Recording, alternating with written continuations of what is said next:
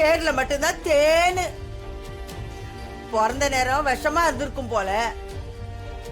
நான் வேண்டிக்கிறதெல்லாம் ஒண்ணுதே, இந்த வீட்டுக்கு என்னதான் கெடுதல் வந்தாலும் அது எனக்கு வரட்டும். அது யாரையும் பாதிச்சிடக்கூடாது. எனக்கு இப்ப இருக்கிற கவலை எல்லாம் ஒன்னே ஒண்ணுதே. என்னம்மாச்சி? வெளியில போயிருக்கிற மனு எந்த ஆபத்தும் இல்லாம நல்லபடியா வீட்டுக்கு வந்து சேரணும். இவ ராசி அவன் தலையில வெடிச்சிடக்கூடாது.